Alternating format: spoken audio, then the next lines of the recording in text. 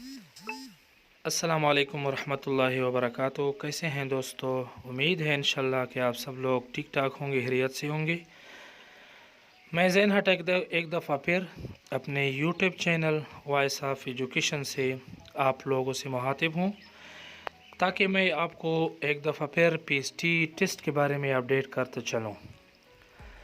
दोस्तों, PhD test जो कि सूबाई गवर्नमेंट केपी ने कैंसिल किया था, और कैंडिडेट शिद्दत से टेस्ट का इंतज़ार कर रहे थे। इसी दौरान पीएचडी टेस्ट में एक और नया स्कैंडल सामने आया, जो कि आपके सामने है।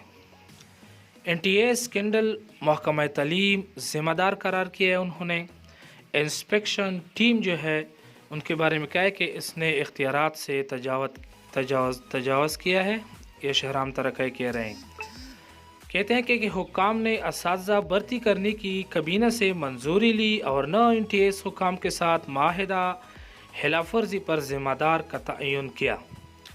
इंस्पेक्शन टीम जो है उसको पेपर आउट करने वाले अनासर को बेनकाब करने का कहा था।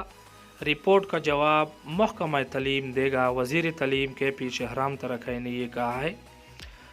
और उन्होंने कहा है कि एनटीएस टेस्ट मुख्तलिफ़ कैडर असातिज़ा की हज़ारों की तादाद में भर्तियों के अमल जो है, इन्होंने केपी गवर्नमेंट महकमा तालीम ने न इंस्पेक्शन जो टीम है उनके साथ कोई मशवरा किया है, और न ही ये कहा है कि अगर एनटीएस हुक्काम के साथ कि अगर एनटीएस का टेस्ट आउट हुआ तो इसका ज़िम्मेदार कौन होगा। तो इसके लिए शहराम तरक़ ने ये कहा है कि हमने इंस्पेक्शन इंक्वायरी टीम को सिर्फ ये कहा था कि इंक्वायरी करे और उन लोगों को हमारे सामने लाए जिन्होंने पीएचडी टेस्ट को आउट किया था इन्वेलेशन में, वो ज़िम्मेदार हैं।